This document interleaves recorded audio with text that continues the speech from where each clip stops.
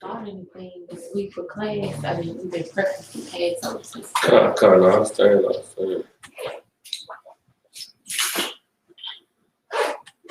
was gonna tell you, I'm gonna be unclean next week, so I'm not gonna be able to go. But I already purchased my corsage. Like I purchased my corsage back in February.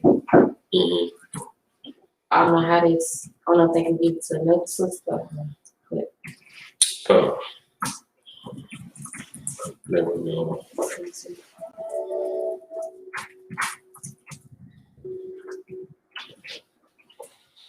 All right, bear with me 1 second, y'all. We're gonna get started. All right. You said for sure you're not gonna be able to make it. Concert. I'm supposed to be unclean this week. All right. Hey, slow.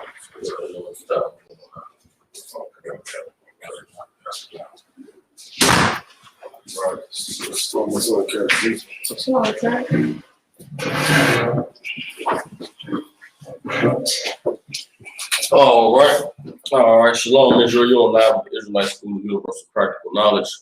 Priest and Captain Soccer War holding on the class in Memphis, Tennessee. Every Tuesday, Wednesday, and Thursday, we have classes from 7 p.m. to 9 p.m. Central Standard Time. The school here in Memphis is open to the public. Address is 216 North Hollywood Street. 216 North Hollywood Street for all you brothers and sisters tuning in. You got family, loved ones, people you care about in the Memphis, Tennessee, and surrounding areas that's tuning in. Have them to get in contact with the Israelite School of Universal and Practical Knowledge. All right, first and foremost, before we get started with the class, I have, I just want to make sure I can post this inside the chat. For all the brothers and sisters tuning in to these classes going forward, we have a sign-in and a sign-out sheet that accompanies every Israelite School of Universal Practical Knowledge class. And so for you brothers and sisters tuning in, if you want your attendance to be recorded, when you tune in to class, please click this link, sign in, and there'll be another link that I provide at the end of class. You can click that one to sign out, all right?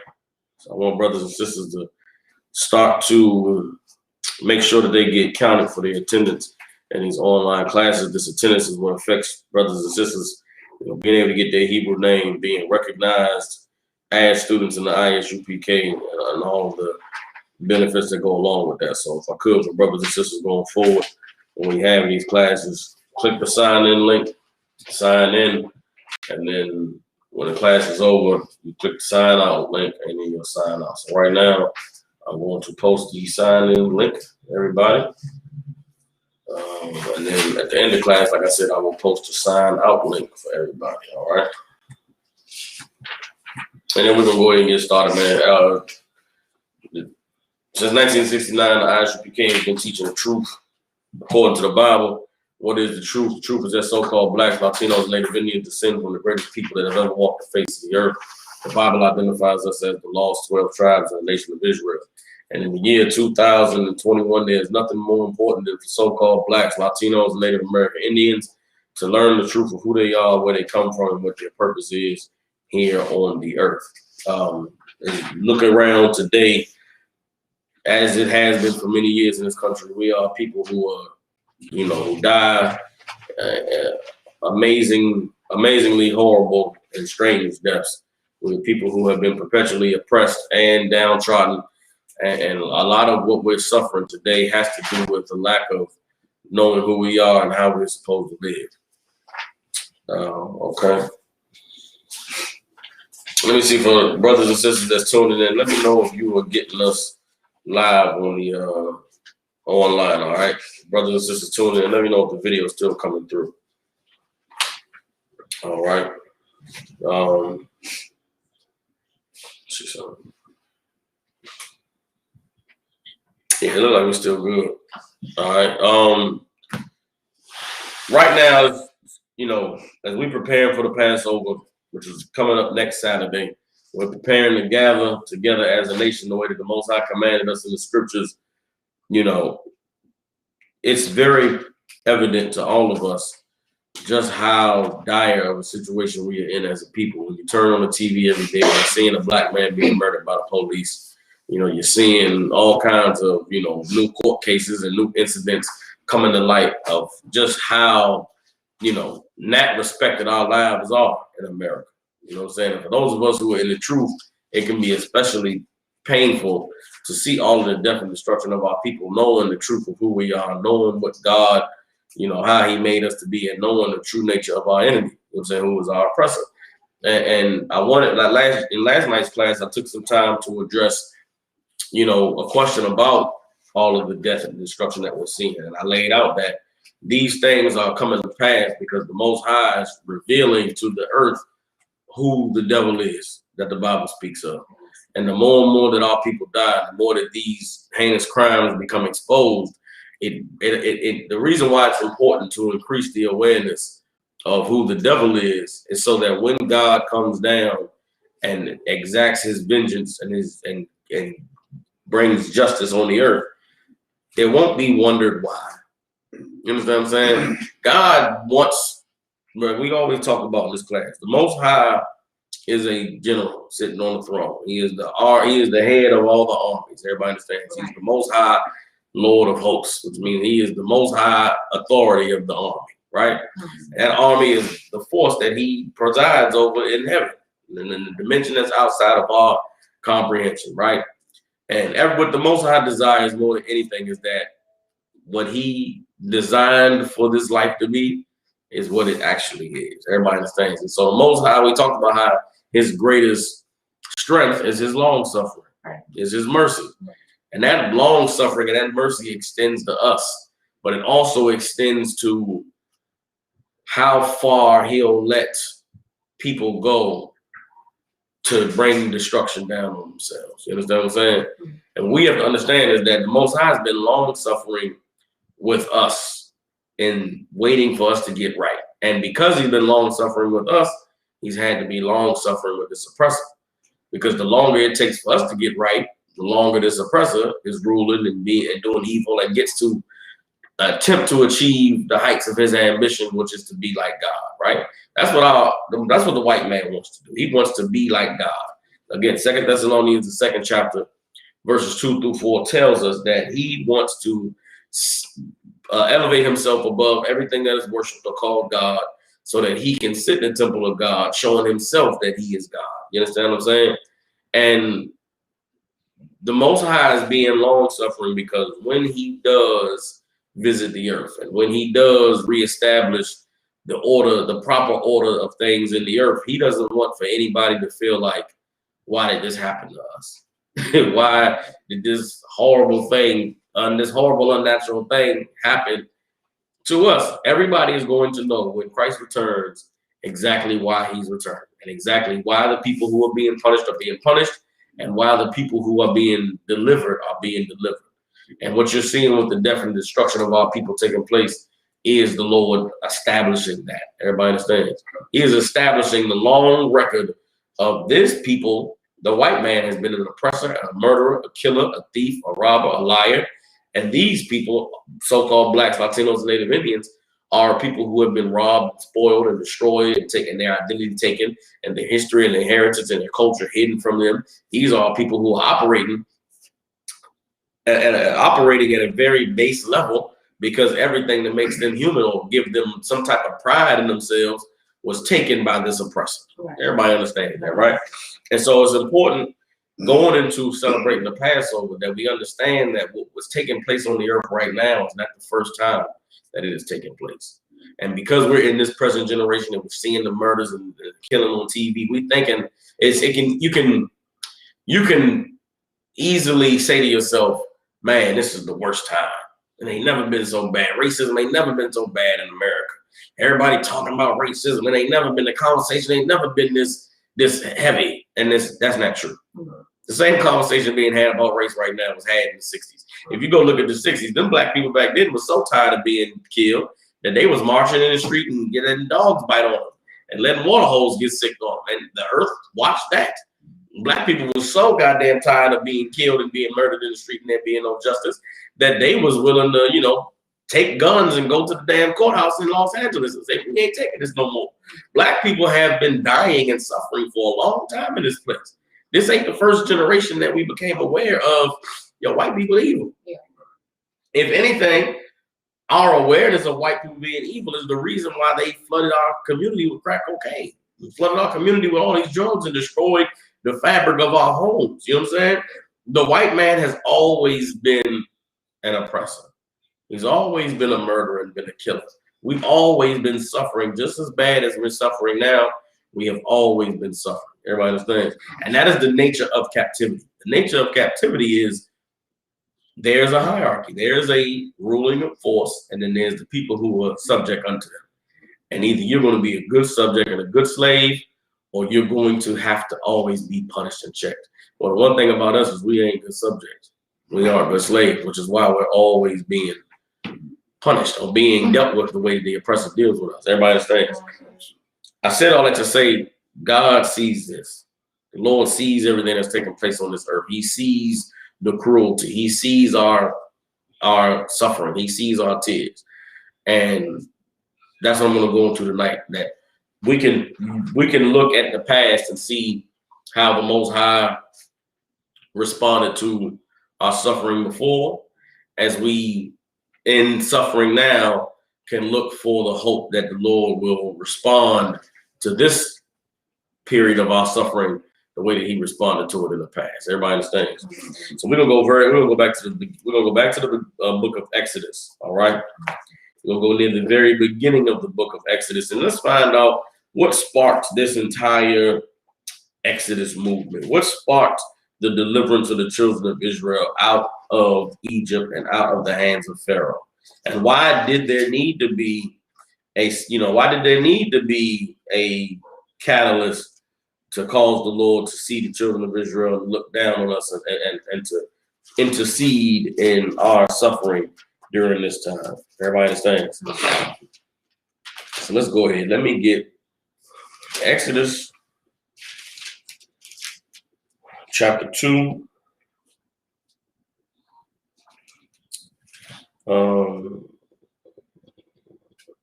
Let's just start at verse 1. Exodus chapter 2, verse 1. Everybody understand? But let's start at Exodus chapter 1. So Exodus chapter 1.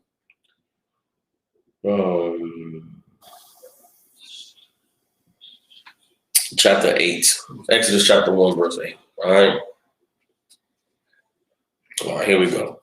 Exodus chapter 1, verse 8 says, "Now there arose up a new king over Egypt, which knew not Joseph. And he said unto his people, Behold, the people of the children of Israel are more and mightier than we. Let us deal wisely with them, unless they multiply. And it come to pass that when there falleth out any war, they join also unto our enemies and fight against us, and so get them up out of the land. Therefore they did set over them taskmasters to afflict them with their burdens. And they built for Pharaoh treasure cities, Pithom and Ramesses. But the more they afflicted them, the more they multiplied and grew, and they were grieved because of the children of Israel. And the Egyptians made the children of Israel to serve with rigor, and they made their lives bitter with hard bondage, in mortar and in brick, and in all manner of service in the field. All their service wherein they made them serve was with rigor." Everybody understands? So just so we can get an understanding, there was a time when we lived in peace among the Egyptians. There was a time when we did our thing, they did their thing. But they saw that if they let us do our thing, we would be better than them. We would be stronger than them. They would be mightier than them. And Pharaoh said, listen, man, we got to deal wisely with them, because if we leave them alone, they'll be an enemy. They'll join our enemies, and then we'll have a bigger problem on our hands because we got these Hebrews joining with these other nations. So what was their solution? Their solution was to set taskmasters over us, right? What were the taskmasters that the Egyptians set over the children of Israel? How do you get a people to become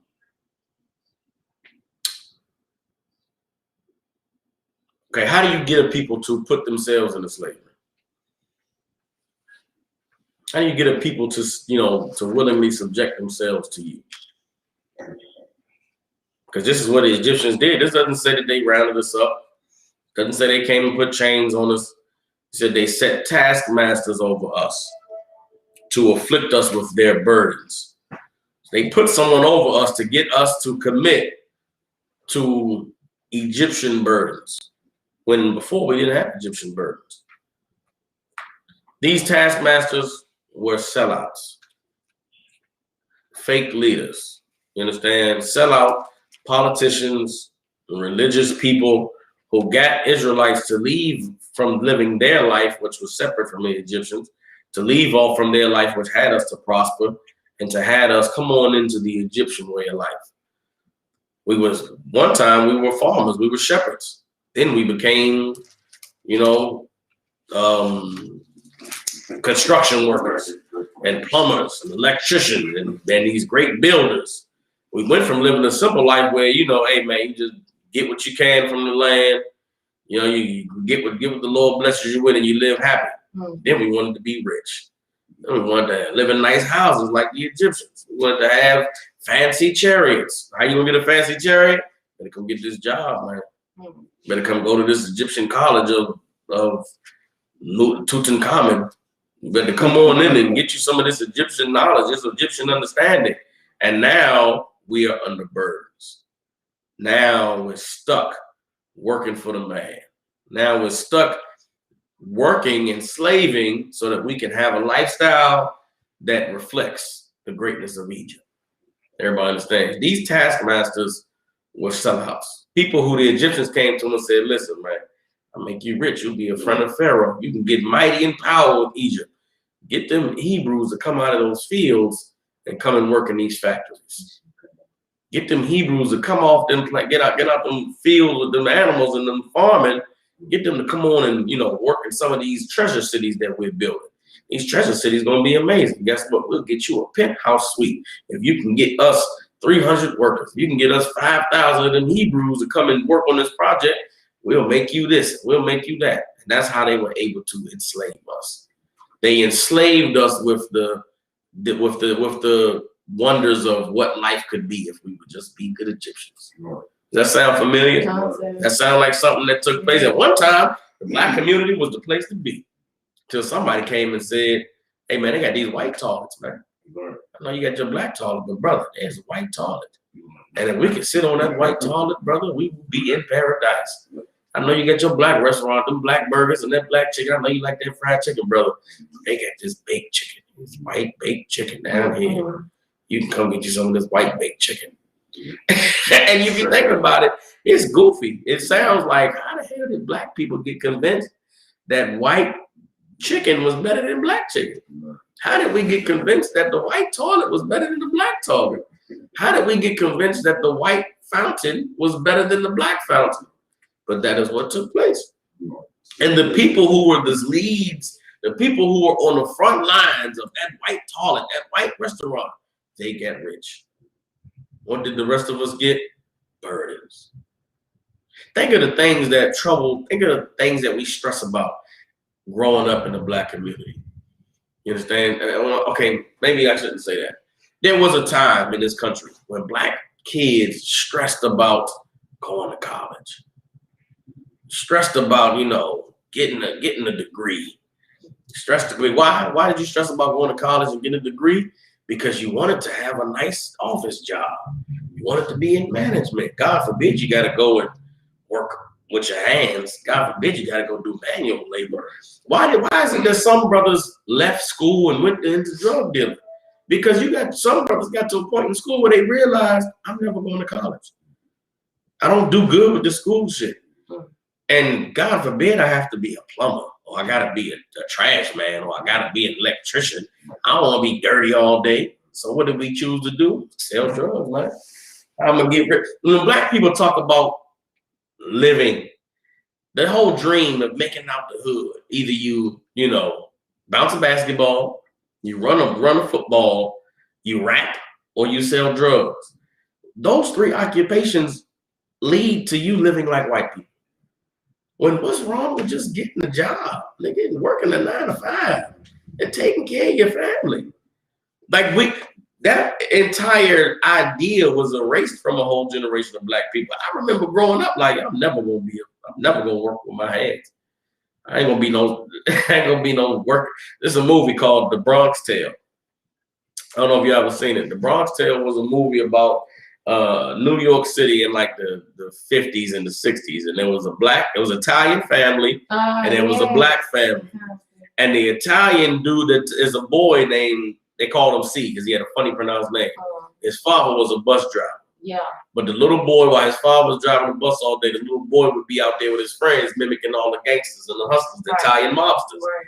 And the boy used to go and hang out with the mobsters and like shoot dice with them and bring them their drinks. Yeah. And he used to have a wads of money that he would keep in his room. And his dad would come home from work driving the bus and would be like, son, I don't want you hanging with them gangsters. Them cats is evil. You know what I'm saying?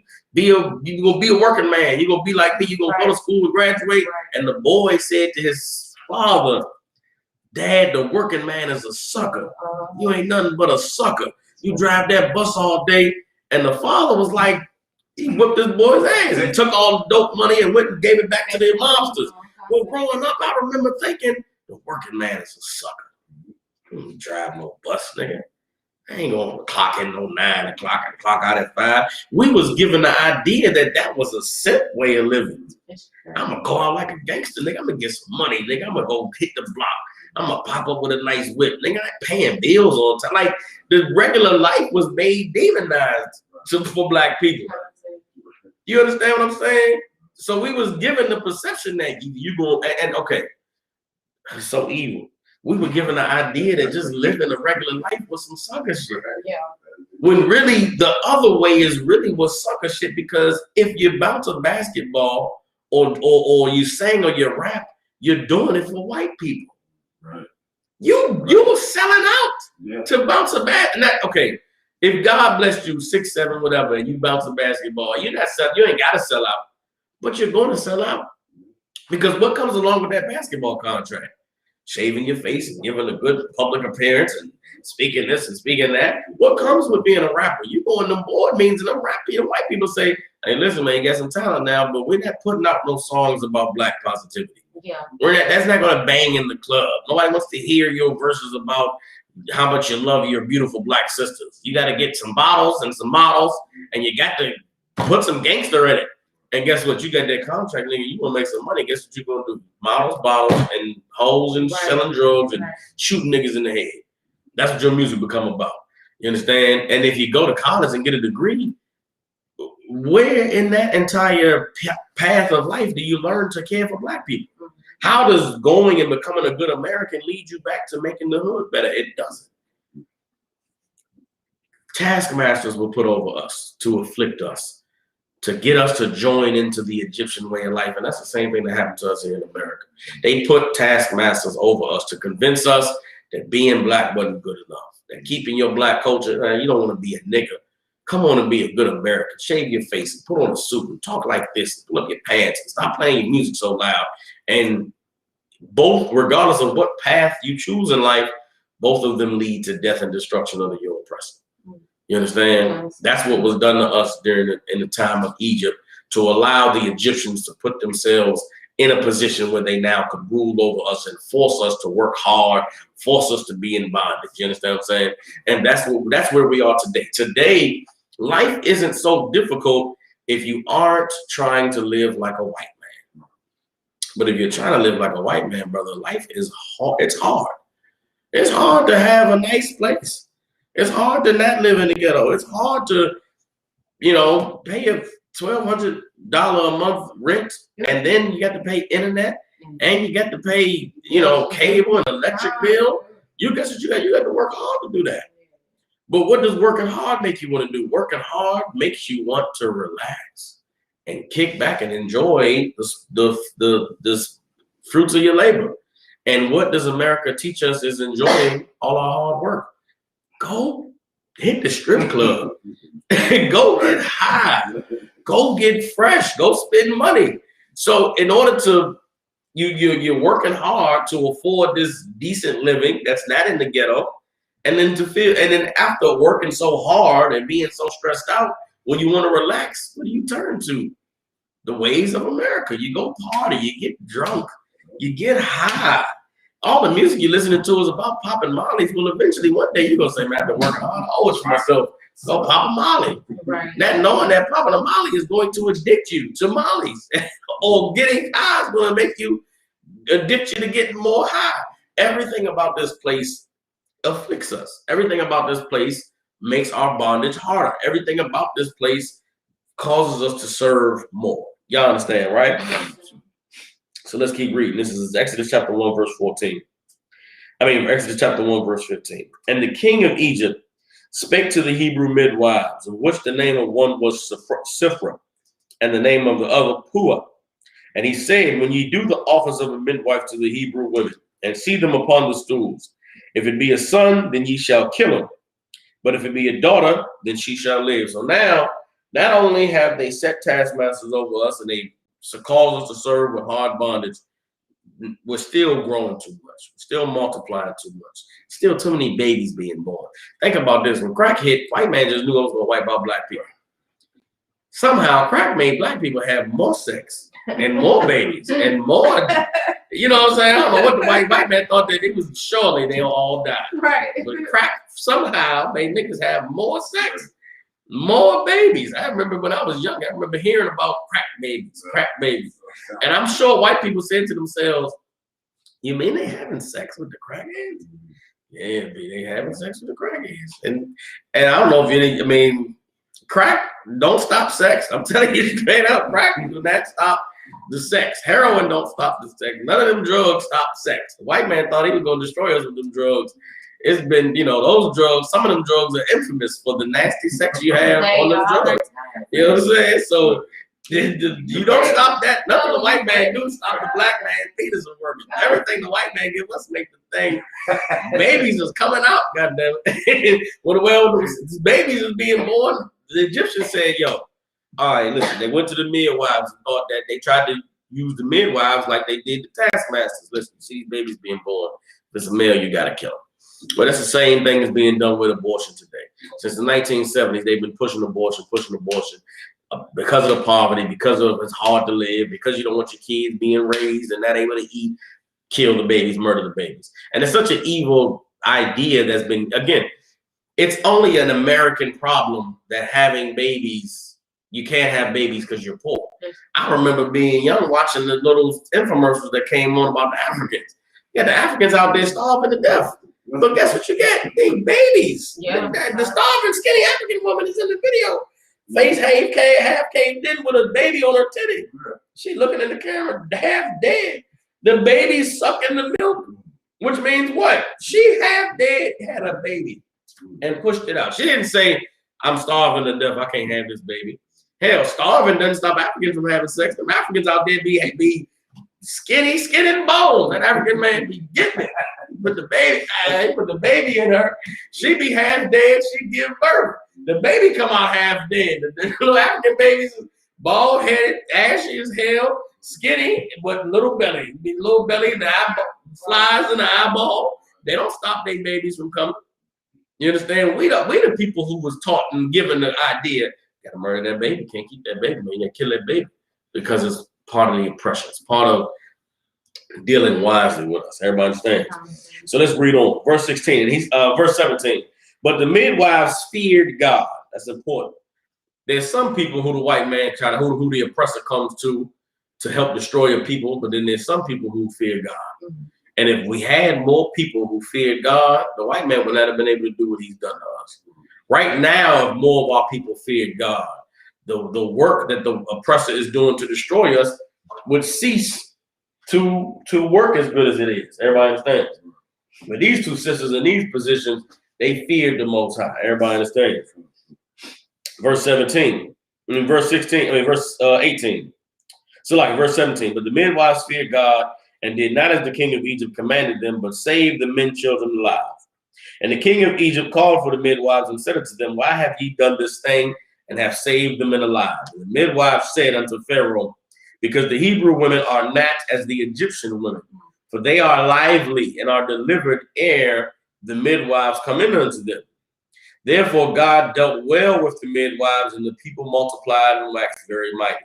So the answer that the Hebrew women, the midwives gave was, listen, man, these Hebrew women, they had their babies and they want to see their baby.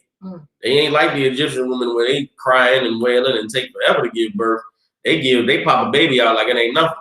You understand what I'm saying? So their excuse was, listen, these Hebrew women too strong. Can't take their babies from them after they have. Everybody understands? Verse 20, therefore, means verse 21, and it came to pass, because the midwives feared God, that he made them houses. And Pharaoh charged all his people, saying, every son that is born ye shall cast into the river, and every daughter shall ye save alive. Everybody understands? Now we get into the birth of Moses. We'll go Exodus chapter 2, verse 1. And there went a man of the house of Levi and took to wife a daughter of Levi. And the woman conceived and bare a son. And when she saw him that he was a goodly child, she laid him 3 months. She hid him 3 months.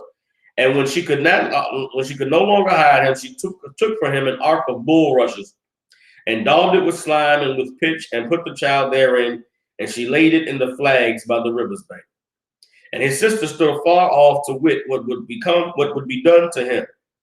And the daughter of Pharaoh came down to wash herself at the river, and her maidens walked along by the river's side. And when she saw the ark among the flags, she sent her maid to fetch it. And when she had opened it, she saw the child, and behold, the babe wept. And she had compassion on him and said, this is one of the Hebrews' children. Then said his sister to Pharaoh's daughter, shall I go and call to thee a nurse of the Hebrew women, that she may nurse the child for thee? And Pharaoh's daughter said to her, go. And the maid went and called the child's mother. And Pharaoh's daughter said unto her, take this child away and nurse it for me, and I will give thee thy wages. And the woman took the child and nursed it.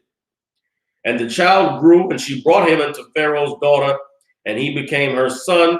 And she called his name Moses, and she said, because I drew him out of the water. Now, for everybody to understand this, okay, Moses' mother was pregnant, right? And had a baby. The baby ended up being a boy. So because it was a boy, she hid the baby. Moses' mother worked in Pharaoh's daughter's house. She was a servant to Pharaoh's daughter. Everybody understands? Moses' mother gave birth, hid the baby. She took the baby, planted him there in the river where she knew Pharaoh's daughter would come and bathe. Pharaoh's daughter came and bathed, saw the baby, had compassion on the baby, called me someone to nurse the baby. So she knows that one of my servants was just pregnant and had a baby. So she calls her, which is Moses' mother. Moses' mother comes and gets Moses, and she says, take this baby, nurse this baby for me, because she knows this woman just gave birth. She can nurse the baby. Moses' mother ended up nursing him. Everybody understands? So it's almost like the Lord was with Moses' mother and how she planned and executed this whole rules to get this baby here and then be able to get the baby back. Everybody understands? Come on with it. That movie's so evil, the Prince of Egypt. That movie's so evil because it made it seem like Moses' mom was at a house, sent the baby up the stream, and then didn't have nothing to do with the baby. Yeah, that's the Bible tells us how it happened. Right. Moses' mother nursed the baby, and her plan was for this baby to prosper. And the way that she prospered the baby was to plant him there so that Pharaoh's daughter would get the baby, and then not knowing, but you could reason that she planned out that she gonna get this baby, and if she gonna get the baby to me because I can nurse the baby, because Egyptian bitches ain't nursing their babies. They don't want what nursing a baby does to a woman's body to be done to them. So they had Hebrew women nursing their babies. You know what I'm saying? So Moses' moms planted it out, and it came to pass, everything. And so Moses' mother ended up raising him anyway. But when he came of a certain age, he lived in Pharaoh's house as one of Pharaoh's daughter's sons. You know what I'm saying? So he was raised in a good family. You know what I'm saying? Even though his mother still worked for that family, she still was able to watch her son grow up. Everybody understands, right? So this is Exodus chapter 2, verse 11. It says, and it came to pass in those days when Moses was grown, that he went out unto his brethren and looked on their burden. So Moses he's living good. Moses is a man who was raised in Pharaoh's house. He's one of them brothers that got the life that so many Hebrews are fighting for. So many Hebrews are working hard to have that good Egyptian life, right? Moses went out among his people. He went out amongst the Hebrews, and he's looking at them. He's watching them, seeing what they're going through, right?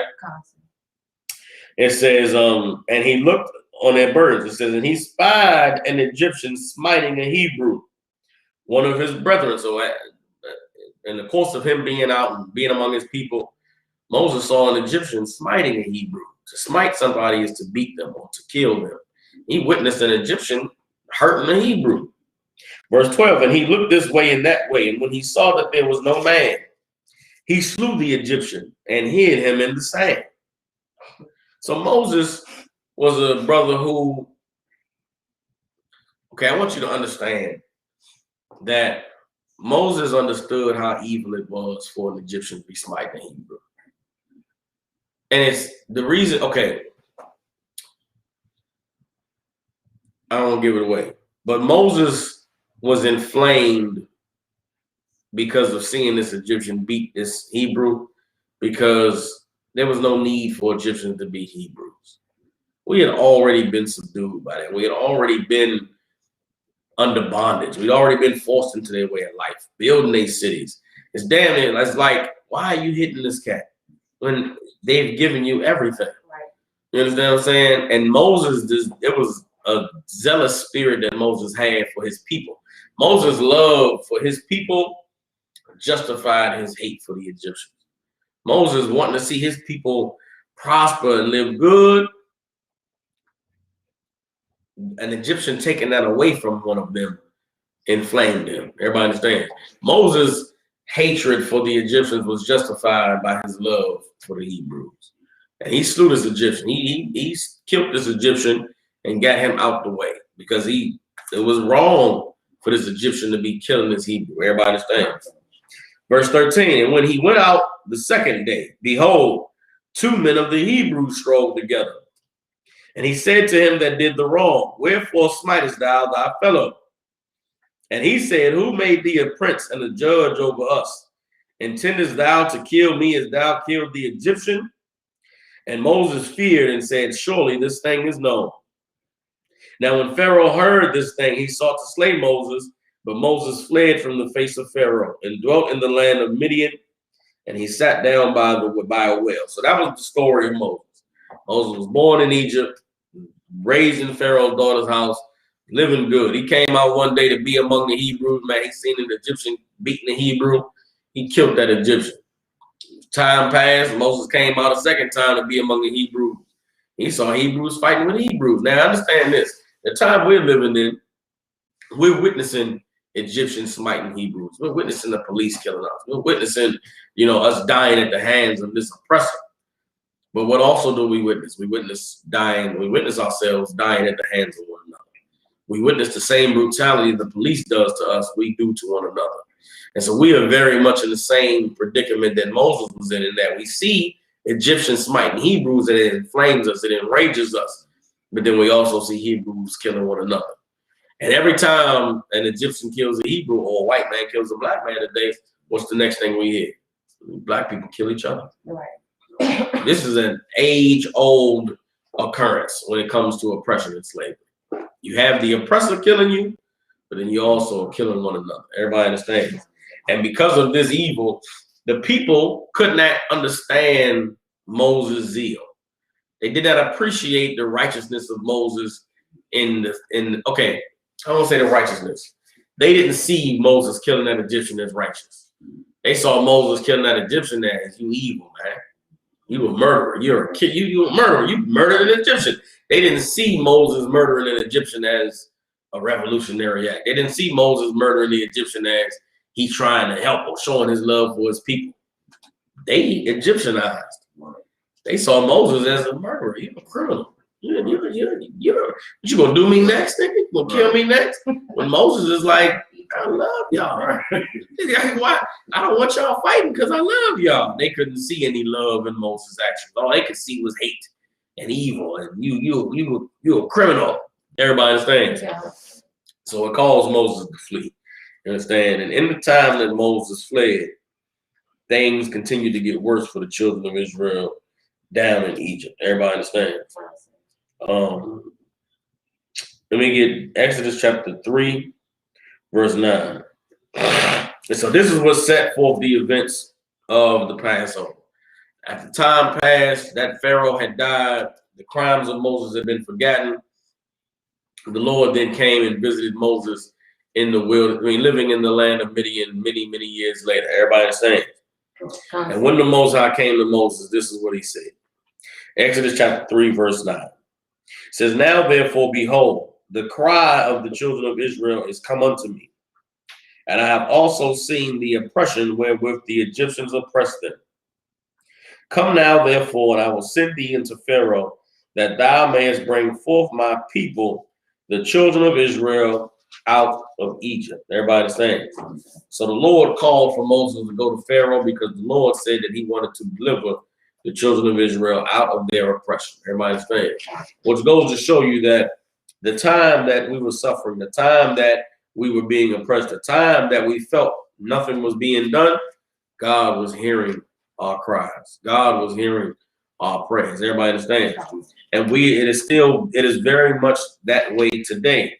And God is hearing our prayers. The Lord is seeing the death and destruction that we are suffering. You understand? And some of us may ask ourselves, well, if God is seeing what is being done, if God is hearing our suffering, then why is it that God has done nothing? Well, let's go ahead and get Isaiah chapter 56. And let's read Isaiah 56, 1 and 2. Let's see something. I believe it's Isaiah 56. Not 56, not 55, not 58. It's Isaiah 59 and 1. All right. So Isaiah 59 and 1 says, behold, the Lord's hand is not shortened that it cannot save, neither his ear heavy that it cannot hear.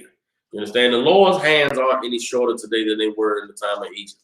The Lord's ears don't work any less than they did during the time of Egypt. The Lord's hands can still stretch out and save us. His ear can still hear our cries.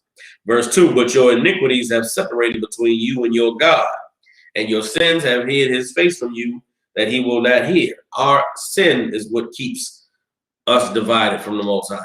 It's what keeps him from reaching out to us. It's what keeps him from hearing our prayers. Everybody understand?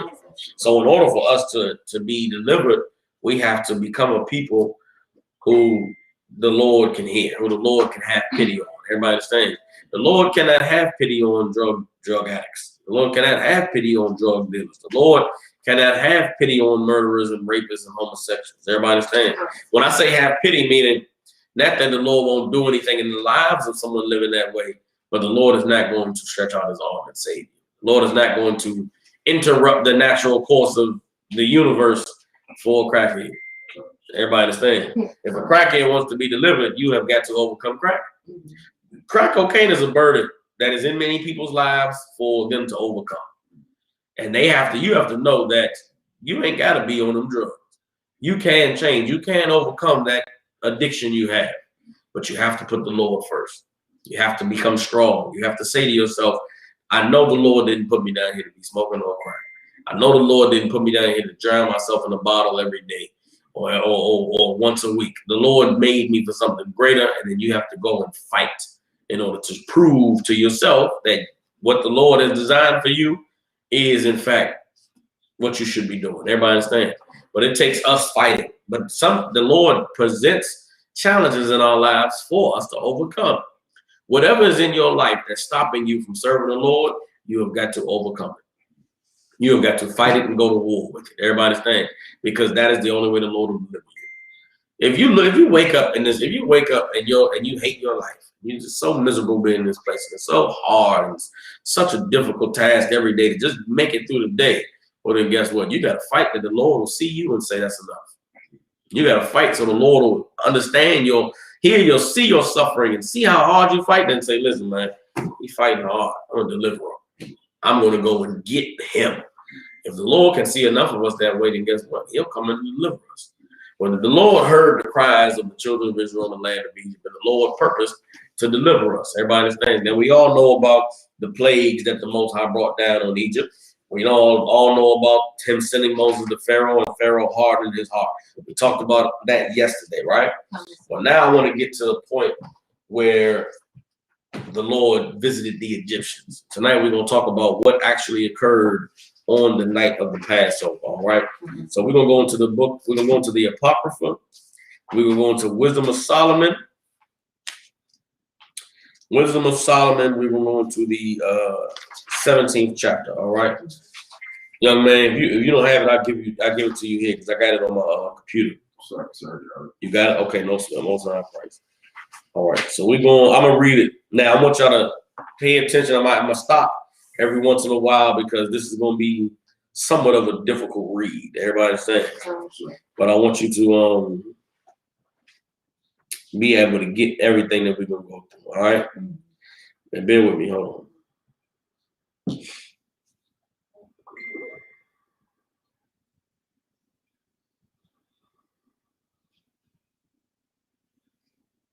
Bear with me.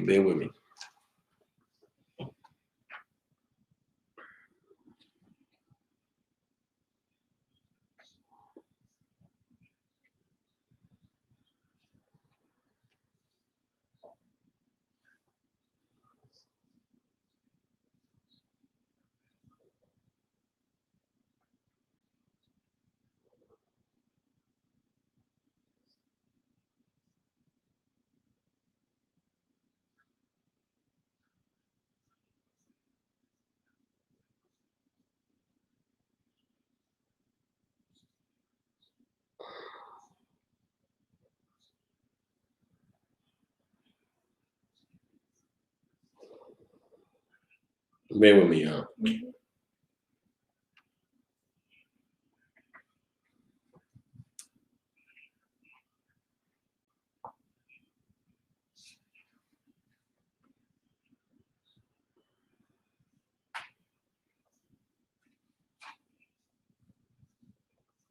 All right, we're going to start in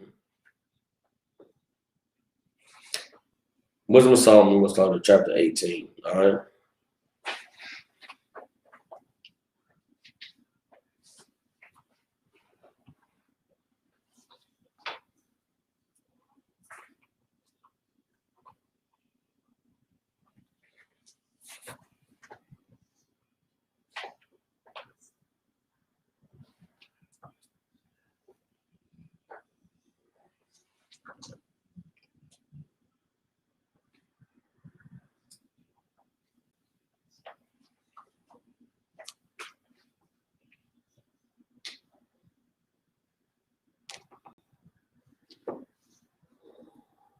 All right, yes, we're going to start at Wisdom of Solomon 18. Now, the whole reason why I took so much time is I was reading chapter 17, which is also goes into what we're going to discuss tonight, but it's such a deeply worded passage that I didn't want to get too caught up in reading chapter 17. Everybody understands?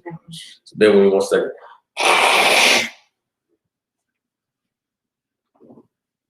All right, so lock. As we're going to read Wisdom of Solomon, chapter 18, all right? It says, nevertheless, thy saints had a very great light. Now, this is describing the night of the Passover. Everybody understand? So we'll read about the night of the Passover, all right? It says, nevertheless, thy saints, who are the saints, the children of Israel, had a very great light, whose voice they hearing and not seeing their shape, because they also had not suffered the same things, they counted them happy. So the night of the Passover, there was a light that filled the sky. for the children of Israel. You understand? A voice that they heard that they couldn't see, but there was a voice that they could hear. And they counted all of this a good thing. Everybody understands? Verse 2, for that they did not hurt them now of whom they had been wronged before. They thanked them and besought them pardon for that they had been enemies. It's talking about us and the children and the Egyptians. Everybody understands? We did not hurt the Egyptians who had wronged us before, but we besought them pardon. I mean, we thanked them and besought them pardon for they had been enemies. You understand? We thanked them for what? Remember, before the Passover, the Lord told us to go borrow from the Egyptians, borrow from our neighbors, jewelry, money, whatever we could. We thanked them for what they let us borrow. We pardoned them, meaning we forgave them for the wrong they had done to us, right? Verse 3, instead whereof thou gave them a burning pillar of fire, both to be a guide of the unknown journey and an harmless sun to entertain them honorably. This is talking about the pillar of fire by night that led us out of Egypt. Everybody understand? It says, instead whereof thou gave them a burning pillar of fire, both to be a guide of the unknown journey. The unknown journey was leaving out of Egypt, and a harmless sun to entertain them honorably. It was a harmless light in the sky to entertain us. All right. Verse 4, for they were worthy to be deprived of light and imprisoned in darkness, who had kept thy sons shut up. Talking about the Egyptians. The Egyptians were worthy to be deprived of light and imprisoned in darkness, who had kept thy sons shut up, by whom the uncorrupt light of the law was to be given unto the world. And when they had determined to slay the babes of the saints, one child being cast forth and saved, to reprove them, thou tookest away the multitude of their children and destroyed them altogether in a mighty water. Talking about the Moses and then eventually what happened to the Egyptians. Everybody understand? Now we're going to get into what happened that night. All right. Specifically what happened that night to the Egyptians. Verse 6. Of that night were our fathers certified afore, that assuredly knowing unto what oaths they had given credence, they might afterwards be of good cheer. I'm going to read it one more time. Of that night were our fathers certified afore, meaning that night our fathers were promised before that night something was going to happen. Everybody understands? So that the Passover night, the reason why we did what Moses commanded is because we knew that it had been promised before that we were going to be delivered out of Egypt. So when Moses came and said, God going to deliver us, this is what we got to do this night, we were certified before time that this was what was going to take place. Everybody understands? The children of Israel knew while we were in Egypt that we were the descendants of Abraham, Isaac, and Jacob. We knew about the promises of us ruling one day. You understand what I'm saying? So when Moses showed up and Moses was doing the things he was doing, for many of us who had not sold out, who were not fallen in love with the Egyptian way of life, we saw Moses as a deliverer. We saw Moses as a brother who was going to free us. And when Moses said tonight, the Lord said he's going to visit the Pharaoh, we got to sacrifice a lamb, put the blood on the post. We knew we were already prepared for that night because we knew that it was promised that we would be set free. Everybody understands? It says that assuredly knowing unto what oaths they had given credence. What oaths had we given credence? The oath that God made with Abraham, that we would one day rule the earth. You know what I'm saying? We had given that credence. We had put our faith in the oath that God made with Abraham. Everybody understands? That might afterwards be of good cheer. We knew that after this Passover night, we were going to be of good cheer. Everybody understands? Verse 7. So of thy people was accepted both the salvation of the righteous and destruction of the enemies. For those brothers and sisters who killed that lamb and put that blood on their doorposts, they accepted that tonight the Lord is going to deliver us. And the way he's going to deliver us is by destroying our enemies. We had accepted it, that was what the transfer was going to be. Salvation for us, death for them. Everybody understand? Verse 8, for wherewith thou did punish our adversaries, by the same thou did glorify us, whom thou had called. For the righteous children of good men did sacrifice secretly, and with one consent made a holy law, that the saints should be alike partakers of the same good and evil, the fathers now singing out the songs of praise. That night we agreed that we're going to die together, we're going to live together. We're going to do good and be rewarded, we're going to do bad and be punished. That night of the Passover, we decided that we were going to do good and be rewarded. But by deciding that we were going to do good and be rewarded, we also had decided that if we go away from doing good and being rewarded, together we'll suffer and be punished. Everybody understands? Verse 10. But on the other side there sounded an ill-according cry of the enemies, and a lamentable noise was carried abroad for children that were bewailed. So while we in our houses sacrificing, eating that lamb, and we girded up, in the houses that hadn't sacrificed, in the houses where there was no blood, we could hear the blood curdling cries. We could hear the wailing for dead children, dead men, dead firstborns. We could hear the horror that the Egyptians were facing while we were in our houses celebrating the Lord delivering us. Everybody understands? Verse 11, the master and the servant were punished after one manner. And like as the king, so suffered the common person. So they all together had innumerable dead with one kind of death. Neither were the living sufficient to bury them. For in one moment the noblest offspring of them was destroyed. You understand? Now imagine what the death of all the firstborns meant. It meant that all the heirs of all the thrones, of all the houses of royalty and rulership were gone. Mm-hmm. The death of the firstborn of Egypt was such a amazing destruction because it tore at the very fabric of their civilization. Like the firstborns of a house, of a man's bloodline, is the leader of the family. He's the one that sets the tone. He's the one that all the other brothers and sisters look up to. Imagine in one night, all the firstborns of an entire family died. That means if you was a grandfather, but you had been the firstborn of your brothers and sisters, you're dead. If you were a father, if you were a father with a bunch of kids, but you were the firstborn of your brothers and sisters, you were dead. Your firstborn was dead. So imagine in a family, let's say it's a family with 7 brothers, right? In that family of 7 brothers, each brother has a firstborn. And all 7 of the brothers' firstborns dies, but also the firstborn brother dies. That's crazy. Think about it. Think of how many people we talk about now. Sis. Is this just men only though, or just men and women and men? It was just men, because the firstborn that counts is the man. Oh. You understand? Now, okay, I gotta ask on that. I believe it's the men though. Okay. It could have been any firstborn, but okay, let's say it's any firstborn. That means there's women dead too. So imagine you got 7 sisters. Yeah. Each of them sisters has a baby. The oldest sister's dead, but then all of those women's first child is dead now.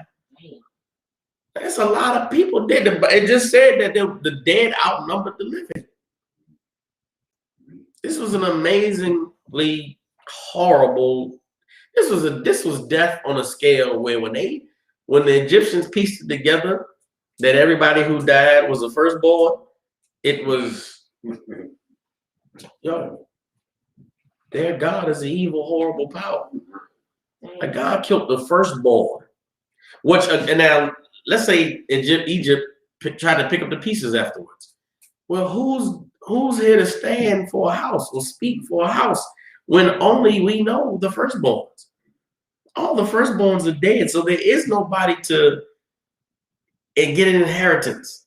There's nobody to pass on a title to. There's nobody to pass down a lineage. There's nothing. It's gone. Everything that made this place what it was taken away in a night. You leave a civilization in complete disarray when you do that. You take away the firstborn. I'm just really realizing. You take away the firstborn of every family. There's nobody to hold the family together. Any money, any property, any land, any title. It don't get transferred to nobody, because now the second born can't claim that he gets it, because that ain't how it works. Now everything got to be spread amongst all the brothers and sisters, because the firstborn ain't there to make a decision. And the Lord completely destroyed Egypt by killing these firstborn. Damn. You understand what I'm saying? So now we just thinking about that. We just talking about the death that night, but all of the consequences and the repercussions of something so drastic happening in a nation cripples the entire nation. Everybody understands. But let's keep reading. This is Wisdom of Solomon 18 and 13. For whereas they would not believe anything by reason of the enchantments, meaning they wouldn't believe any of the curses that came before. They wouldn't believe any of the plagues, right? Upon the destruction of the firstborn, they acknowledged this people to be the sons of God. Verse 14. For while all things were in quiet silence, and that night was in the midst of her swift course, thine almighty word leaped down from heaven out of thy royal throne as a fierce man of war into the midst of a land of destruction, and brought thine unfeigned commandment as a sharp sword, and standing up filled all things with death, and it touched the heaven, but it stood upon the earth. Then suddenly visions of horrible dreams troubled them sore, and terrors came upon them unlooked for, and one thrown here and another there, half dead, showed the cause of his death. For the dreams that troubled them did foreshow this, lest they should perish and not know why they were afflicted. So understand, what killed the Egyptians that night was that angel that the Lord sent down, filling their mind full of visions of horrible things they had done in their lives, visions of their death. They were the curse. What killed the firstborns of the Egyptians was the Lord showing them things that he knew would drive them out of their minds. Everybody understands? So imagine we may imagine that the firstborn of the Egyptians, like the cartoon movie, right? That they just died. Mm-hmm. Some wind swept through the place and everybody just was dead. No, nigga, that ain't what happened. They was in their bed sleep, and a nigga woke up screaming out of a nightmare. And he wake up, he not in his bed. He wake up and he sees some horrible vision of death, of blood, of monsters, of demons, of things eating at his face and crawling in his skin, and he's ripping his skin apart and ripping his hair out. The Lord gave them hallucinations of horrible things that made them so afraid and so tormented them that they died in a rage of madness.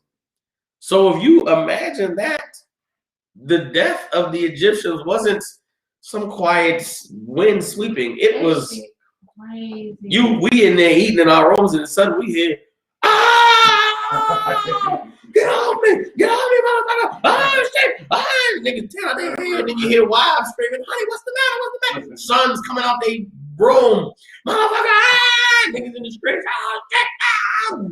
I can imagine they, bumping into, tearing torches off the wall, going flames and fighting swords. They swinging at shit that they ain't even there in the room. They going mad until the madness of what they see and drives them to fall in the corner of the room, screaming, oh, no. And then they die after a while. But it wasn't no quiet wind sweeping through and death. It was the middle of the night. 4 in the morning, everybody sleep. Then out of the sleep comes terror. So for the people who weren't dying, imagine the stories the next day. And all these dead. And everybody telling to their loved ones, he just woke up screaming in the middle of the night. And he ran around, butt naked, and he banged his head into the wall. And he was screaming at something that wasn't there. That's what they experienced that night. Not only did all the firstborn of the Egyptians die, but every one of them died a horrible, tragic, insane-minded death. God plagued them. And listen, the Lord wanted them to know, I'm doing this. And I forget what movie it was, but there's a scene in the movie where somebody get beat up or they die or something. And before they kill a nigga, somebody say, look at me. I want you to look at me. I did this to you. I can't remember what movie it is, but niggas say, I did this to you. I want you to know that I did this to you. Well, that's what God did to the Egyptians. The Lord drove them insane by giving them visions. Now, who knows what he showed them? Who knows what they saw? But for all of them, for every one of them, it drove them insane, but it also let them know why they were dying. Whatever they were shown gave them confirmation that I was an evil bastard and God is destroying me. They knew without a shadow of a doubt that God was doing this. The almighty power was doing this. Everybody understands? Sis. Like I said, even the kids was having. Even every firstborn. Damn. Whoever died that night, whoever was a firstborn, they woke up and it was, that's it. They died. You understand? The concept. And the Lord did it. Okay, so like you said, who wrote the Wisdom of Solomon? That's my friend. Who wrote this? Solomon. Okay, Solomon. So the Most High showed him what happened on the night of. Okay, don't think that the Most High showed him. Think it was known. Okay. It was known to us what had happened that night. Okay. We knew. The Lord drove them insane. The Egyptians went insane. Okay. You understand what I'm saying? So it wasn't. Think Solomon writing it down for the first time. He's writing it down to be known. But it was in the archives. It was written. So remember, Solomon was a king, so he had access to all the records of everything that had happened, and it had been recorded somewhere that this is what the Lord had done to the Egyptians. You understand? And it wasn't the first time that it had been written down or recorded. Or it's not the first time that it had been acknowledged by us what the Lord had done to the Egyptians. You understand? And I give it to you right now where we could say that we could see this had been done before. Bear with me 1 second. Come. This wasn't the first time it had been recorded. Matter of fact, give me Psalms 78 and 49. Because it was talked about in the book of Psalms what the Lord had done to the Egyptians. You understand?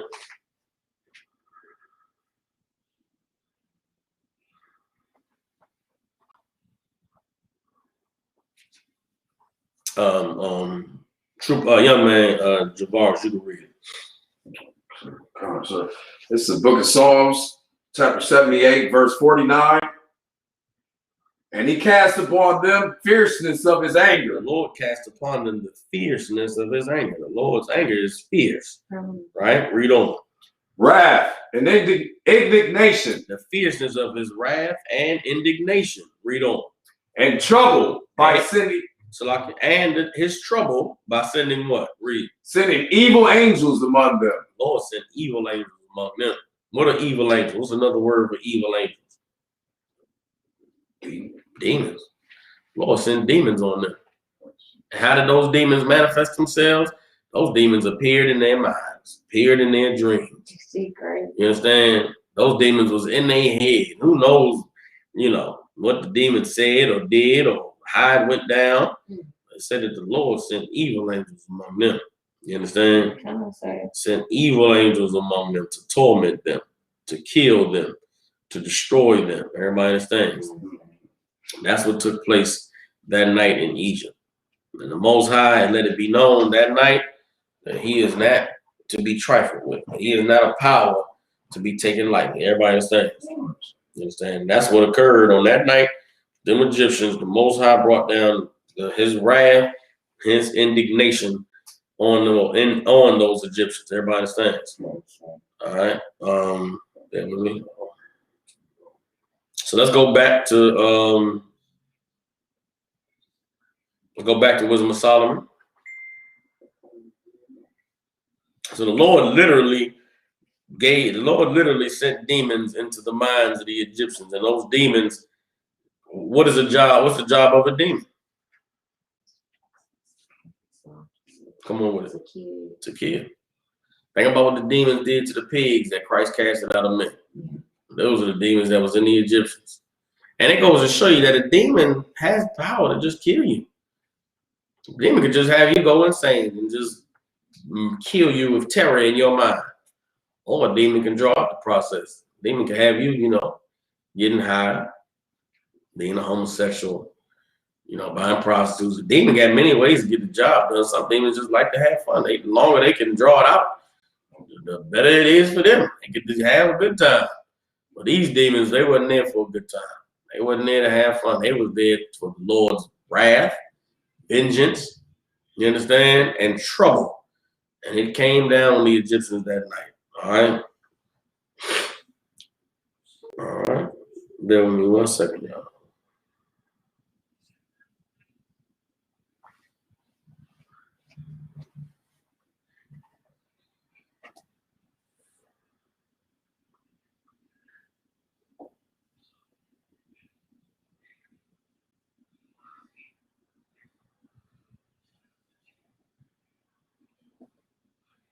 Bear with me, Salaki.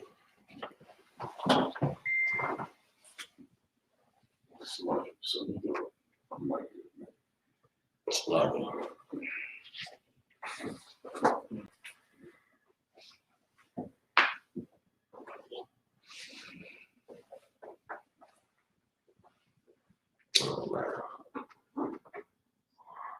All right, so we can drop on Salaki. Let's go ahead back to Wisdom of Solomon, 18th chapter.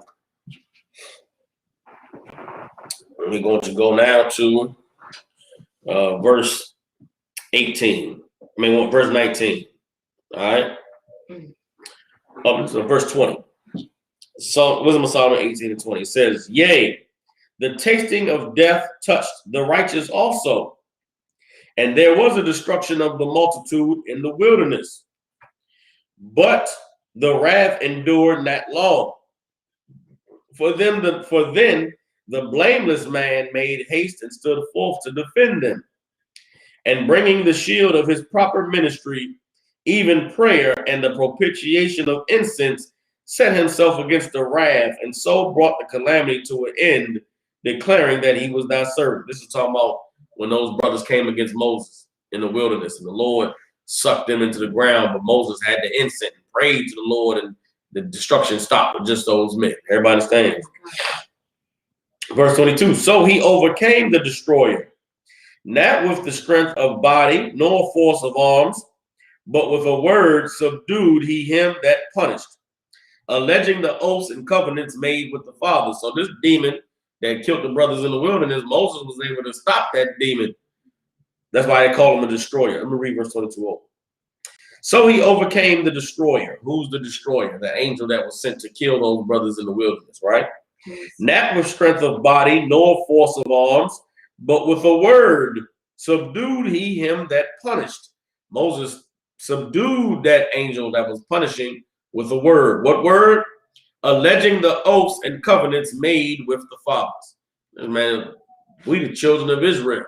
The Lord said to Abraham, Isaac, and Jacob that we were going to, be his people, and that we served him, that we would inherit the land. Moses speaking is what's caused those men to get sucked into the earth and die, but the other people to be spared. Everybody understands.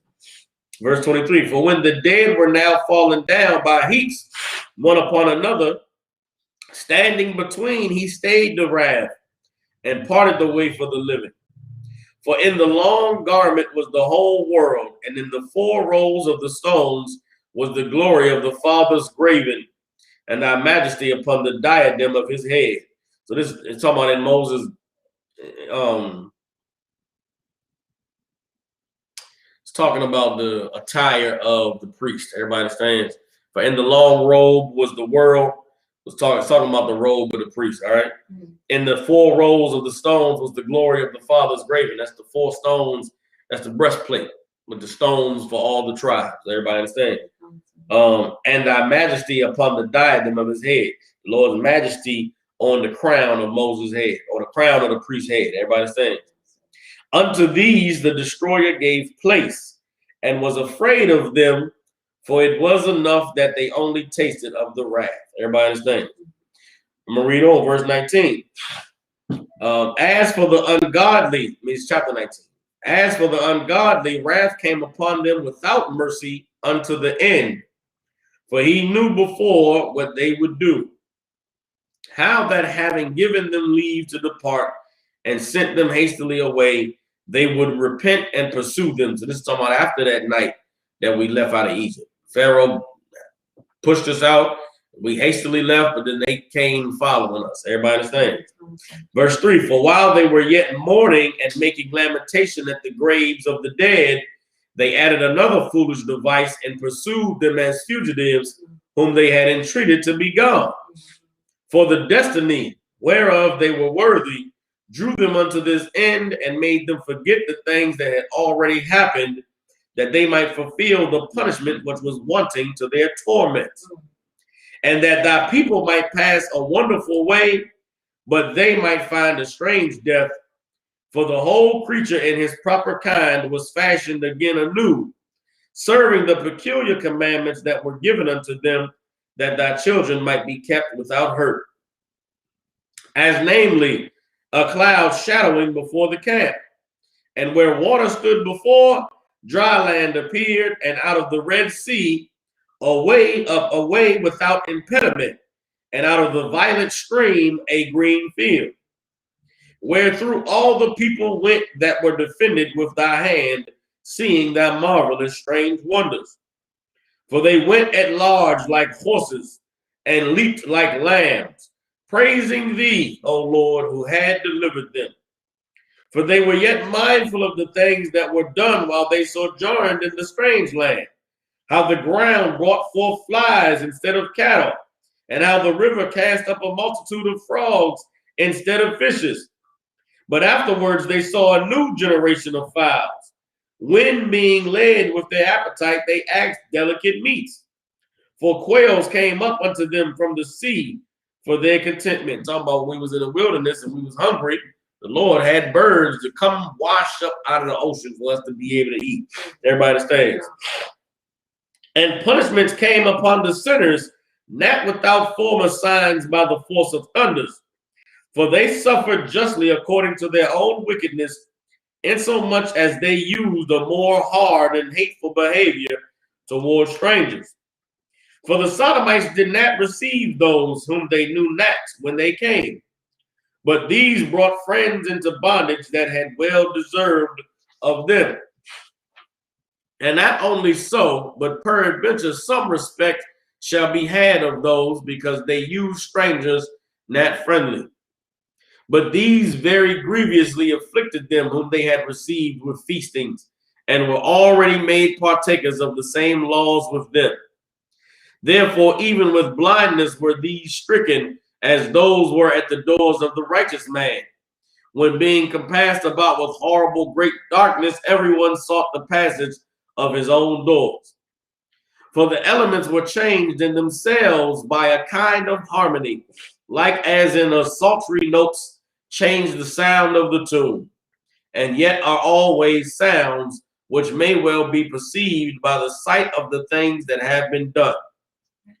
For earthly things were turned into watery, and the things that before swam in the water now went upon the ground. It's talking about the miracle of the parting of the sea, right? Meaning in the parting of the sea, the miracle was that the fish that had been swimming in the water were now on the ground, but not dead, right? The fish was, we walking through the parting of the Red Sea, there's fish dead, but they ain't dying on the ground. They being fish. They not swimming, but they there, but they ain't dying, is what the point is being made, right? For earthly things that were turned into watery, and the things that before swam in the water now went upon the ground. The fire had power in the water, forgetting his own virtue, and the water forgot his own quenching nature. So this is describing that there was a fire that came down that part of the Red Sea. But in this fire, nothing's burning. And the water is not dousing the flame. In this fire, there's things, the fish that was swimming are now on the ground. And the things that's people walking on the ground in the midst of the water. It's like a bending universal law type shit. It's an amazing, really ridiculous thing that's happening Just like the amazingly ridiculous thing that happened with the death of the firstborn. Just like the amazingly ridiculous thing that happened with our houses being passed by while they going crazy and dying in theirs. This is describing that this entire deliverance was something that was absolutely, unbelievably amazing, and only God, who's the creator of the heavens and the universe, could have done it. Yeah. That's the point this is driving home. Everybody understands, right? Verse 21, on the other side, the flames wasted not the flesh of the corruptible living things, though they walked therein. Neither melted they the icy kind of heavenly meat that was of nature apt to melt. For in all things, O Lord, thou did magnify thy people and glorify them. Neither did thou lightly regard them, but did assist them in every time and place. Everybody understands. The Passover was, and still is to this day, an amazingly miraculous event. And it was the Most High showing his power and his might, and his love for our nation. When we look and we see what's happening in this country today, when we look and we see what's going on with our people, we have got to know that God is seeing it and God is hearing it. And the Lord wants to deliver us, but we have to be a nation who he can deliver. The people who he did this for were not a people who would not serve him. Everybody understands? The Lord delivered the people who deserved to be delivered. The Lord delivered the people who had been suffering and cried out to him. We have not begun to cry out to the Lord enough. We have not begun to turn to him for the answers enough. And part of it is the oppressors dealing wisely with us. There's a reason why when these horrible things occur, nobody brings up God. There's a reason why when these things happen, nobody says, where's the Most High in heaven? Because this country, this society wants you to believe that there is no God, wants you to ignore the power of the Most High. You understand? Which is why the one thing that is missing in this time that was present in the 60s is the mentioning of God. We talked yesterday about how I being young, I watched Malcolm X and them sit on TV and say, white man was the devil. And God, this and that. It was amazing to me. I watched Muhammad Ali sit up there and say the white man is this and the white man is that. But those men also mentioned God. You know what I'm saying? And the white man allowed it because he knew they were wrong. He knew that their Allah, whatever they were serving, was not the God of the Bible. The fear that our oppressor has today is that we are tapping back into that power. That we are returning to that power that can deliver, that can heal, that can kill, that can do good and bring evil. You understand? And that is what our oppressor is definitely afraid of. The earth fears the Passover. They fear that power moving again, which is why every effort is made on behalf of our oppressors to keep us in wickedness, to keep us sinning, to keep us disobeying the Most High, because they know that the time when we come back and serve our God is the time that they look forward to a horrible death, a tragic death, the same way that the Egyptians suffered in the past. Everybody understands? Now let me go ahead and get you all these scriptures so that we can understand what it is that we are striving towards, we can understand what it is that we are looking forward to. Let me get you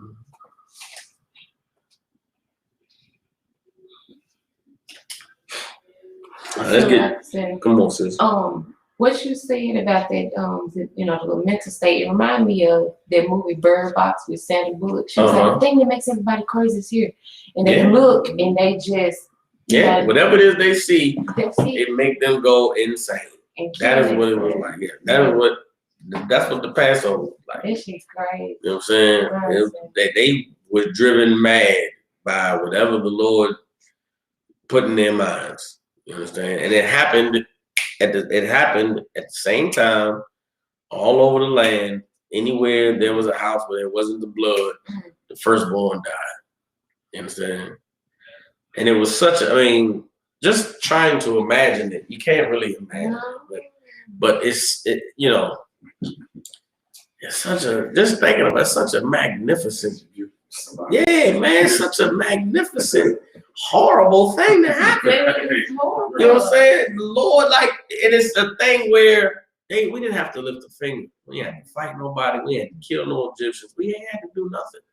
Which goes to show you that we are such a blessed people, man, that we ain't even gotta fight our enemies. Right. We only gotta fight ourselves, man. We only gotta overcome ourselves to be worthy of that protection, to be worthy of that power. You understand what I'm saying? I talked last night, and it was heavy because I talked about the opium wars with China, right?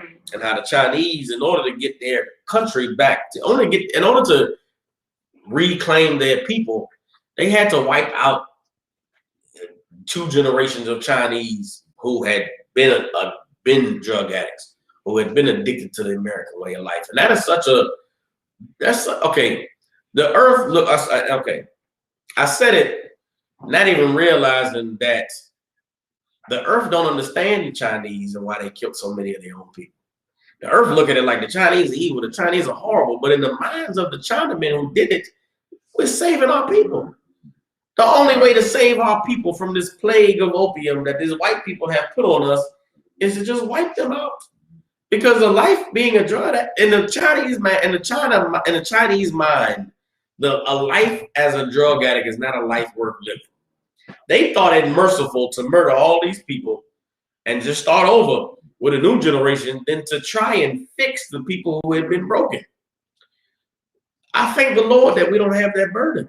I thank the Lord that we ain't got to murder crackheads and murder homosexuals and murder the people who have been abused and tainted with the white man's way of life in order to have a nation that can function. The Lord has given us Christ. He's given us a blueprint of fixing our lives, of changing ourselves so that we can have a nation that can be worthy of power and rulership and authority. We ain't got to resort to what the Chinese resorted to. We don't have to resort to what the white man has resorted to. We don't have to go across the earth raping and killing. I mean, imagine the kingdom of heaven is going to be such a wonderful place because no one's going to have to worry about being raped. The kingdom of heaven ain't a place where one day we're going to rape, y'all. We're going to rape all the bitches. We're going to get them fine Hawaiian bitches. We're going to rape them. We ain't got it. That's a horrible, disgusting way to think. Yeah, the white bitch. One day we're going to rape them white bitches. I'm going to go, yeah. Imagine thinking like that. That's what these other nations think. That's what these white men, that's what the Chinese think. Right now, the Chinese is in Africa, right?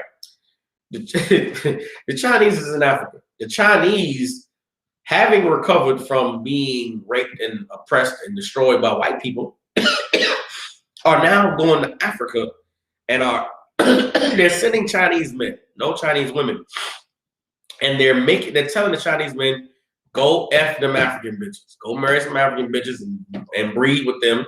Make a bunch of Chinese African babies. So after a while, we'll own Africa because we'll just have all Chinese babies there. And the Chinese, they're sending only Chinese men. So it ain't like none of these African men is having sex with Chinese women. It's Chinese men making babies with African women. And they're going to raise them babies to speak Chinese, to have Chinese culture, to love being Chinamen. And they're going to take over Africa that way, following the blueprint of the white man. Now imagine, as a nation of people, feeling like the only way we can gain power on the earth is if we become as cruel and evil as the people who were cruel and evil to us. We ain't got that burden. Like the Lord we're free in so many ways to just be perfect, to be good human beings. So lucky. Like, these other nations don't have a blueprint of righteousness. They don't have the ease that we have. It's hard doing what white people have done on the earth. To be so cruel and to be so monstrous and to be so, evil and disgusting and full of hate. It can't be an easy way to live. It can't be a happy way to live. I see rich white people and I think to myself, this is a miserable hunger. He hates his life. And you hear stories of all craziness that's going on amongst white people. You hear stories about them eating babies and drinking blood and all manner of foul shit that they trying to do to maintain their life. Because they're deadly afraid of death and dealing with God. Like the white man's entire existence is running from God. When you can't run from God, you can't get away. I look at these rich white men. I went to school with a lot of cats, white boys whose parents made money and this. Now you go to a cracker house, yeah, they rich, man, they got money. But you can tell this guy's father is strung out on some high strung on some drug, like some speed, some pills he popping, some cocaine he snorting every day of his life because he's under immense pressure. He's a white man on Wall Street right now. I don't know if any of y'all in the stocks right now, but right now there's something happening with the whole stock market game where there are white men who have not been in power, who are now using the internet and computers to gain power. I don't know if y'all heard of Bitcoin and the different little coins they trade with, right? All of this stuff is not the way it's supposed to be. But you got people who have learned the system from the real criminals, and now they using the system to play the game. But the white men who've been in power are now losing money because other motherfuckers that got the keys to the game. Right. And it's some stressed out people in the world right now. Because if you bought Dogecoin about a month ago, you bought it for like 7 cents a coin. The shit is up to like $1.50 right now, which means you done made a profit of damn near 100 times. You done 100 times tripled your money type shit. So you bought the coins for 7 cents a coin. Now it's at $1.17. If you selling, you making buku cash. But for the cats who have been running the stock market, who used to be the ones playing them games, they losing like a motherfucker because cats is on message boards and chat saying, listen, y'all, we're gonna drive up the stock on AMC. And the cats who used to making the bets and winning because they controlling the system, AMC stock going up and they losing money. They in the chat room, hey, we're gonna crash this company today. And the cats who on the board of this company crashing their company mean they lose their whole life. But it's just some cats having fun on the computer. It's stressful as hell being a white man right now. It's stressful as hell trying to win in America. Yeah. If you're trying to win, you trying to play that white man's game, it's dangerous right now. They printing money like it. Listen, I just got a stimulus check the other day. I did not believe this was real. This whole time, I'll tell y'all straight up, this whole time since the beginning of 2020, they started talking about handing out stimulus check. I'm like, yeah, whatever, we'll see, nigga. I didn't know y'all was really getting money. I didn't know niggas was really cashing stimulus checks. My shit came in the mail. They had my name on it. I was like, this is amazing. I ain't had to do nothing. Just get this. That's it. Okay. Boom. I went cashing. Then I waited for the lady to tell me, the shit went through. I said, give me some cash. Gave me the cash. I'm like, all right, but this shit real. I thought it was a joke the whole time. They really gave me the money. I'll take it. Yeah. But okay. I say that saying this. Okay. And I was into the whole finance shit back in 2008. People were panicking in 2008 saying that the economy was going to crash because it's impossible for the system to bounce back after all these big banks lost so much money on these bad housing loans. And it was such a worry that they played such a dangerous game that the game they played was going to ruin the system. But then Barack Obama bailed them out with $8 billion. And the people were saying then, this $8 billion is going to drive down the value of the dollar. You can't just make $8 billion out of nowhere and just give it to the fucking banks, because now you're driving down the value of the money. The more money that's circulating, the less valuable it is. This was in 2008. Here we are 12 years later. They've had like 5 more of these random generations of billions of dollars. This most recent stimulus was like $3 trillion out of nowhere. Where the fuck that money come from? So if you just randomly throwing out there $3 trillion, the value of this money gonna have to decrease. But okay, I'm still waiting. I've been waiting since 2012 for it to fall. And so to be here now and be getting checks for $1,400 out of nowhere, I'm taking this cool. But I'm still, I ain't say scared, but I'm still low key like, I don't trust this shit, bro. I'm waiting to wake up tomorrow and the dollar means nothing. This paper money don't mean shit. I'm ready to wake up one day and the system is crashed. Everybody's account is at zero. Now what we gonna do?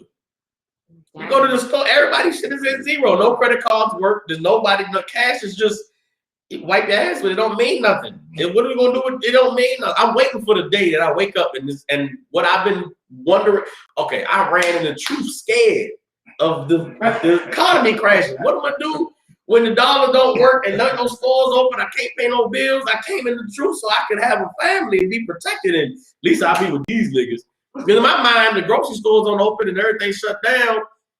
The gangsters is gonna control everything. But when I came to the truth, these niggas was more gangster than anybody. So I said to myself, if I'm on these niggas' side, I want to eat, my family gonna be straight. Since for 12 years, I've been worried about it. 13 years, I've been waiting for the time to come. And it hasn't happened yet. But this shit is way worse than it was when I came into the truth. If I didn't run into the truth, then I would have ran into the truth. I mean, so much has happened since I came into the truth. But that's why I said last night, the system, this shit has been done. It's been destroyed. The white man just propping it up like everything is okay, nothing to see here. When it's a fire, it's a fire, and everything is burning and people dying. Everything horrible is in the background.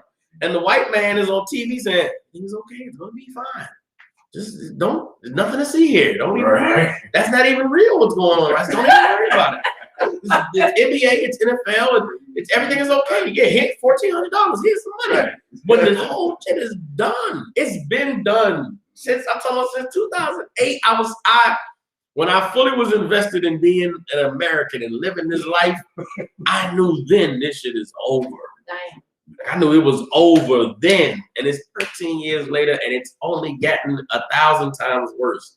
Now my ear ain't really to the street like it used to be because I'm in the truth now, so I don't really worry about it. But I can only imagine what the cats who I was listening to in 2008 are saying now. I can only imagine the fear and the horror that they must be projecting to people, because I was horrified in 2008. Like, yo, it's about to be, Mad Max out here. Right. Shit about to be wild. And the white man just stretched it another 13 years. And what's going on right now, I know for a fact that this is done. But they're keeping it afloat. You know what I'm saying?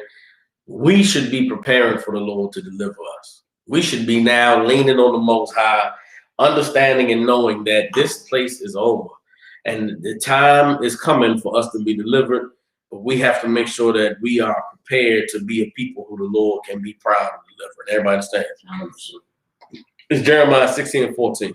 It says, therefore, behold, the days come, saith the Lord, that it shall no more be said, the Lord liveth, that brought up the children out of the land of Egypt. But the Lord liveth, that brought up the children of Israel from the land of the north, and from all the lands whither he had driven them. And I will bring them again into their land that I gave unto their fathers. Behold, I will send for many fishers, saith the Lord, and they shall fish them. And after I will send for many hunters, and they shall hunt them from every mountain and from every hill and out of the holes of the rocks. Everybody understands? Read on a little bit more. For mine eyes are upon all their ways. They are not hid from my face, neither is their iniquity hid from mine eyes. And I will recompense their iniquity and their sin double, because they have defiled my land. They have filled mine inheritance with the carcasses of their detestable and abominable things. O Lord, my strength and my fortress and my refuge in the day of affliction. The Gentiles shall come unto thee from the ends of the earth and shall say, surely our fathers have inherited lies, vanity, and things wherein there is no profit. Shall a man make gods unto himself, and they are no gods? Therefore, behold, I will this once cause them to know. I will cause them to know mine hand and my might, and they shall know that my name is Yahweh. That's what we get to be looking forward to. That is the hope that we go into celebrating this Passover. Is the hope that we should go into every day of our lives. That if we endure, that if we strive, that if we suffer, that if we fight to be the people that the Lord called us to be, that the day will come when it will no longer be said the Lord lives that delivered the children of Israel out of Egypt, but it'll be said the Lord lived that delivered the children of Israel out of the land of the north, which is where we are today. And with that, with the Israelite School of Universal Practical Knowledge, out of 125th Street in Harlem, New York, You understand? We had these classes 7 to 9 p.m. Tuesday, Wednesday, and Thursday. The address to the school in Memphis, Tennessee is 216 North Hollywood Street. You brothers and sisters out there, get in contact with us either on YouTube at No Cowards Memphis or Facebook, ISUPK Memphis, Tennessee. Send us a message. Let us know you want to come to class, and we'll get you all the information you need to get by security protocols. With that being said, Passover's coming up next Saturday. Houston, Texas, brothers and sisters. Lord allow, I'll be able to get with y'all, be able to see y'all, look forward to a full week of brotherhood and love, and just being able to glory in knowing that beside myself and the brothers and sisters in the room with me, that there's a nation of us that's striving, that's fighting every day, that's toiling to be the people the Lord called us to be, so that we can be victorious and gain the kingdom that the Most High promised to our forefathers. With that, pay your tithes, 10% of every penny of any increase the Lord gives you, bring it to the school. Brothers want to be troopers in the school, start wearing all black, boots, shirt, pants, headband, and scarf. And with that, I module which means stand. Next week, we're going to start saying the prayers at the end of class. All right?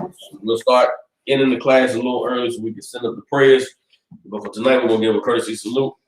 Men of Israel, Madam Shabbat, Ahmadja, Barak, Yahweh Bashem, Yahweh Shah, Barak Thumb. So Most High bless you in the name of Yahweh Shah. Yahweh Matah, hands down. So I'll turn to face the sisters. Men of Israel, Madam Shabbat, Ahmadja, Barak, Yahweh Shema, Allah Thun, Bahashim, Yahweh Shah. That's the Most High watch over you in the name of Yahweh Shah. Yahweh Matah, hands down. Class to